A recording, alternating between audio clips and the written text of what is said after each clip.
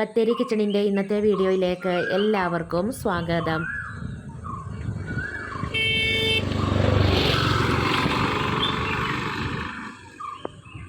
വയലിൽ ഇപ്പം നല്ല പച്ചപ്പ് കേട്ടോ. മഴയൊക്കെ പെയ്യുമ്പോൾ പ്രത്യേകിച്ച് നല്ലോണം കോടയൊക്കെ ഇറങ്ങിയിട്ട് ഒരു പ്രത്യേക ഭംഗിയാണ് കാണാൻ വേണ്ടിയിട്ട്. പക്ഷേ ഭയങ്കര കാറ്റാട്ടോ, അവിടെ നിന്ന് വീഡിയോ എടുക്കാനൊന്നും പറ്റത്തില്ല, അതുപോലത്തെ കാറ്റാണ് അടിക്കുന്നത്. പിന്നെ പിള്ളേർക്ക് കുറച്ച് ചിക്കൻ ഞാൻ വറുത്തിട്ടുണ്ടായിരുന്നേ, അതിൻ്റെ ബാക്കി എണ്ണ ഉണ്ടായിരുന്നു, അതിനകത്ത് ഇട്ടിട്ട് മുട്ട റോസ്റ്റ് ഉണ്ടാക്കാൻ വേണ്ടി നല്ല ടേസ്റ്റാണ് കേട്ടോ. ആ എണ്ണ നമ്മൾ എടുത്ത് വെച്ചിട്ട് കുറച്ച് കഴിഞ്ഞിട്ട് ഉപയോഗിക്കുകയല്ല ചെയ്യുന്നത്. ഇത് ചിക്കൻ വറുത്ത അന്നേരം തന്നെ ഞാൻ കുറച്ച് മുട്ട റോസ്റ്റ് ഉണ്ടാക്കുവാണേ. ഇന്നത്തെ വീഡിയോയിൽ അടുക്കള ജോലികളൊക്കെ എളുപ്പം ചെയ്ത് തീർക്കാൻ വേണ്ടിയിട്ട്, ക്ലീനിങ്ങും എല്ലാം എളുപ്പം ചെയ്ത് തീർക്കാൻ വേണ്ടിയിട്ട് ഞാൻ ചെയ്യുന്ന കുറച്ച് കാര്യങ്ങളൊക്കെ ആയിട്ട് ഉൾപ്പെടുത്തിയേക്കുന്നത്. അപ്പോൾ ഞാൻ തലേദിവസം രാത്രിയിൽ പൂരിയും ചപ്പാത്തിയും മുട്ട റോസ്റ്റും ഒക്കെ ഉണ്ടാക്കിയിട്ടുണ്ടായിരുന്നു. ചേട്ടായി പൂരി കഴിക്കില്ല, അപ്പോൾ ഞാൻ രണ്ടും ഉണ്ടാക്കി.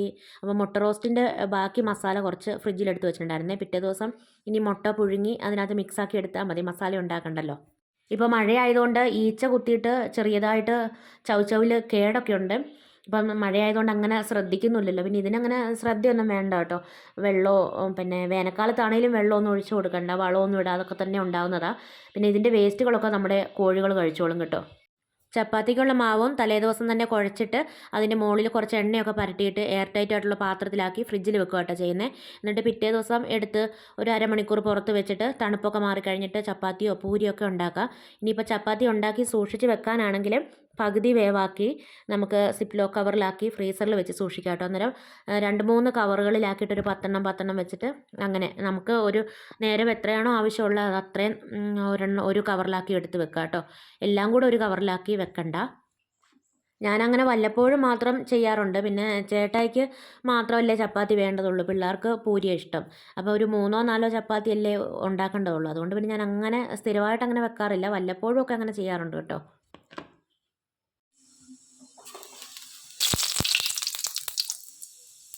പത്തിരി പ്രസ് ചെയ്തിട്ടോ ഞാൻ പൂരി ഉണ്ടാക്കുന്നത്. അതുകൊണ്ട് പിന്നെ അതൊരു പണിയായിട്ടൊന്നുമില്ല, എളുപ്പമാവും. കറിക്ക് കടുക് പൊട്ടിക്കുമ്പോൾ ഞാൻ ഇതുപോലെ ഒരു അടപ്പ് കൊണ്ട് അങ്ങ് അടയ്ക്കും. അന്നേരം പിന്നെ കടുക് പുറത്തേക്ക് തെറിച്ചൊന്നും വീഴത്തില്ല, നമുക്ക് ക്ലീൻ ചെയ്യാനും ഒക്കെ എളുപ്പമാണ്. നമ്മുടെ ഇവിടുന്ന് പറിച്ചതാട്ടോ ചൗച്ചവ്. അത് രാവിലെ ഞാൻ മെഴുക്കുവരട്ടി വെക്കുക, തലേദിവസം തന്നെ അത് അരിഞ്ഞൊക്കെ വെച്ചു. ചോപ്പറൊക്കെ ഉണ്ടെങ്കിൽ നമുക്ക് അരിഞ്ഞെടുക്കാനൊക്കെ നല്ല എളുപ്പമല്ലേ. ഈ ഒരു ചോപ്പർ ഒരുപാട് കാലമായി കേട്ടോ മേടിച്ചിട്ട്, 250 രൂപയൊക്കെ ഉണ്ടായിരുന്നുള്ളൂ.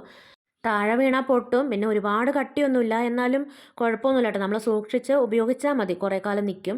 അപ്പോൾ ഈ ചൗച്ചവും മെഴുക്കുവരട്ടി വെക്കാൻ വേണ്ടിയിട്ട് ആദ്യം കടുക് പൊട്ടിച്ചിട്ട് സവാളയും പച്ചമുളകും ഒക്കെ ഒന്ന് വഴറ്റിയെടുത്തു.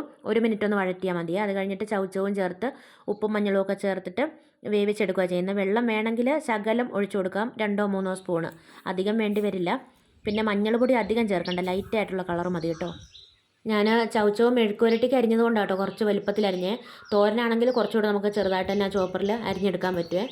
പിന്നെ നീളത്തിലൊക്കെ അരിയണമെങ്കിൽ കൈ കൊണ്ട് തന്നെ അരിയണം, ഈ ചോപ്പറിൽ അങ്ങനെ നീളത്തിൽ അരിയാൻ വേണ്ടി പറ്റത്തില്ല കേട്ടോ. അപ്പോൾ ഞാൻ മീൻ കുഞ്ഞുങ്ങളൊക്കെ വന്ന് നോക്കിയിട്ട് കുറേ നാളായി. അപ്പോൾ മഴയൊക്കെ പെയ്യുന്നതുകൊണ്ട് ഈ ജാറിനകത്ത് നിറച്ച് മീൻ കുഞ്ഞുങ്ങൾ ഒരുപാടായിട്ടുണ്ട് കേട്ടോ. പിന്നെ ഈ പായലൊക്കെ അവർ തിന്നോളും, ഇതിനകത്ത് കൊതുകൊന്നും വന്ന് മുട്ടയിടത്തില്ല കേട്ടോ.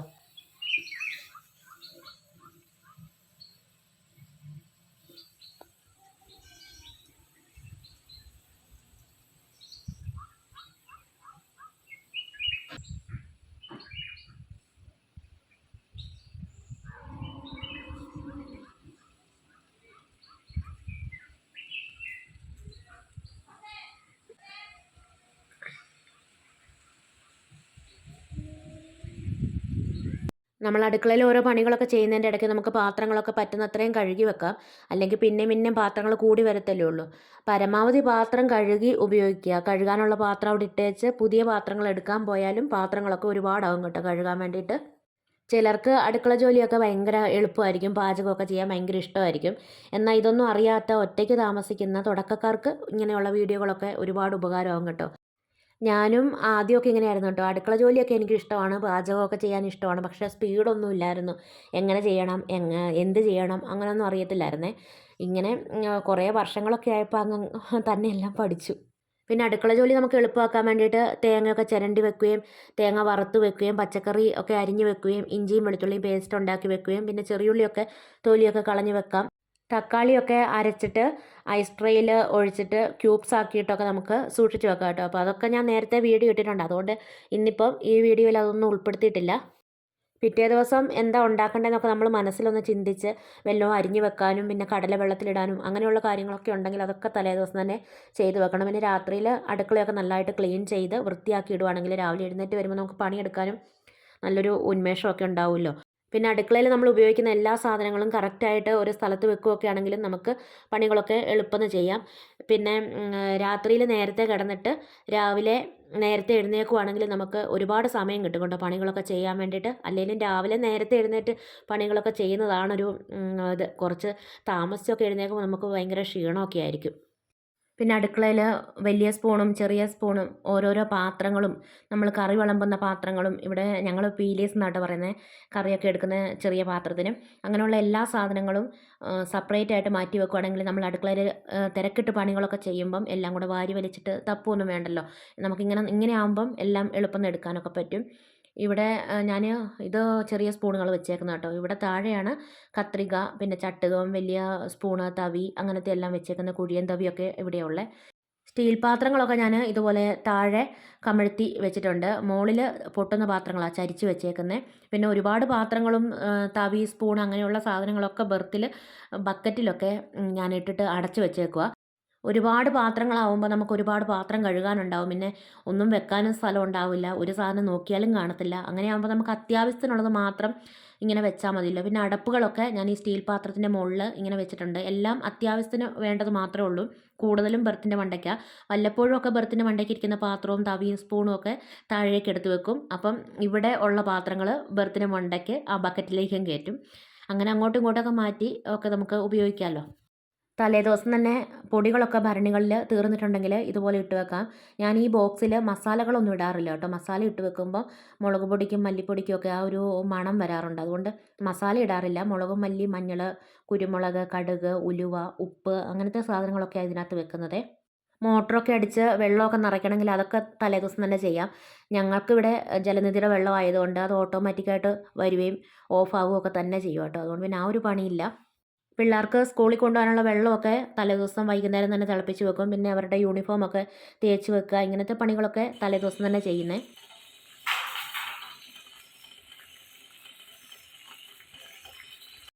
പിന്നെ ഈ ജനൽപ്പടിയിൽ, നമ്മുടെ അടുക്കളയിലെ ജനൽപ്പടിയിൽ ഒരുപാട് സാധനങ്ങളൊന്നും വെക്കാതെ ഇങ്ങനെ ഇടുവാണെങ്കിൽ നമുക്ക് എപ്പോഴും അടുക്കള ക്ലീൻ ആക്കുന്ന കൂടെ അവിടെയും കൂടെ എളുപ്പം ക്ലീൻ ആക്കാൻ പറ്റും. അവിടെ ഒരുപാട് സാധനങ്ങൾ അതും ഇതൊക്കെ എടുത്ത് വെച്ചാൽ നമുക്കതൊക്കെ നീക്കി ക്ലീൻ ആക്കാനൊക്കെ ഒരു മടിയായിരിക്കുമല്ലോ. ഞാൻ ഈ ജനൽപ്പടിയിൽ 2 സാധനമേ വെച്ചിട്ടുള്ളൂ കേട്ടോ. അക്കുവിന് ക്രിസ്മസ് ഫ്രണ്ട് കിട്ടിയ ഒരു ഫ്ലവറുണ്ട്, പിന്നെ ലൈറ്റർ പഴയ ഇതുപോലത്തെ സ്റ്റൗ ഒക്കെ ആണെങ്കിൽ ഇത് ലൈറ്റർ വെക്കാനുള്ള സ്ഥലമൊന്നുമല്ല, എന്നാലും ഞാൻ ഇതുപോലെ വെച്ചുകൊണ്ടിരിക്കുമായിരുന്നു കേട്ടോ. ഇപ്പം നമ്മുടെ ഈ സ്റ്റൗവിന് അങ്ങനെ വെക്കാനില്ലാത്തത് കൊണ്ട് അത് ജനൽപ്പടിയിലാണ് വെക്കുന്നത്. നമുക്ക് ഉണ്ടാക്കേണ്ട സാധനങ്ങളെക്കുറിച്ചും പിന്നെ നമ്മൾ ചെയ്യേണ്ട പണിയെക്കുറിച്ചും ഒക്കെ നമുക്ക് മനസ്സിലൊരു പ്ലാൻ ഉണ്ടെങ്കിൽ തന്നെ നമുക്ക് പണികളൊക്കെ എളുപ്പം ചെയ്ത് തീർക്കാൻ പറ്റും. പിന്നെ നമ്മൾ കറികളൊക്കെ വെക്കുന്ന സമയത്ത് എല്ലാം അരിഞ്ഞ് സ്റ്റൗവിൻ്റെ അടുത്ത് തന്നെ വെക്കുകയാണെങ്കിൽ നമുക്ക് എളുപ്പം എല്ലാ സാധനങ്ങളും ഉണ്ടാക്കാൻ പറ്റും. അതുപോലെ തന്നെ നമ്മൾ ഉപ്പുമാവ്, മീൻകറി അങ്ങനത്തെ സാധനങ്ങളൊക്കെ വെക്കുമ്പം വെള്ളം തിളപ്പിച്ചിട്ട് ഒഴിക്കുകയാണെങ്കിൽ അത്രയും സമയം നമുക്ക് സേവ് ചെയ്യാൻ പറ്റും. ഇഞ്ചിയും വെളുത്തുള്ളിയും സവാളയൊക്കെ വഴന്ന് വരുന്ന സമയത്ത് നമുക്ക് വേറൊരു അടുപ്പിൽ അല്ലെങ്കിൽ കെറ്റിലൊക്കെ ആയിട്ട് വെള്ളം തിളപ്പിച്ച് വെച്ചാൽ മതിയല്ലോ. അതൊക്കെ വഴന്ന് വരുമ്പോഴത്തേക്ക് ആ ചൂടുവെള്ളം ഒഴിച്ചാൽ പെട്ടെന്ന് കറിയാവുമല്ലോ. ഞാൻ കൂടുതലും നമ്മൾ രാവിലെ ബ്രേക്ക്ഫാസ്റ്റിന് ഉണ്ടാക്കുന്ന കറി തന്നെയായിരിക്കും ഉച്ചയ്ക്കും എടുക്കുന്നത്. ലീവുള്ള ദിവസങ്ങളിലായിരിക്കും രാവിലത്തെ ബ്രേക്ക്ഫാസ്റ്റിന് വേറെ കറി, ഉച്ചയ്ക്ക് വേറെ കറി അങ്ങനെയൊക്കെ ഉണ്ടാക്കുന്നത്. രാവിലെ ഓടിപ്പടച്ച് പണികളൊക്കെ ചെയ്ത് അന്നത്തെ ദിവസം മൊത്തം ക്ഷീണമാവുന്നതിനേക്കാളും നല്ലതല്ലേ നമുക്ക് കുറച്ച് പ്ലാനോടുകൂടി ഓരോരോ കാര്യങ്ങളൊക്കെ ചെയ്യുന്നത്. അപ്പോൾ ഇന്നത്തെ വീഡിയോ ഇഷ്ടമായെന്ന് വിശ്വസിക്കുന്നു. വീഡിയോ ഇഷ്ടമാവുകയാണെങ്കിൽ സബ്സ്ക്രൈബ് ചെയ്യാനും ലൈക്ക് ചെയ്യാനും ഷെയർ ചെയ്യാനും കമൻറ്റ് ചെയ്യാനും ഒന്നും മറന്നു പോകരുതേ. നാളെ പുതിയൊരു വീഡിയോയുമായി നമുക്ക് വീണ്ടും കണ്ടുമുട്ടാം.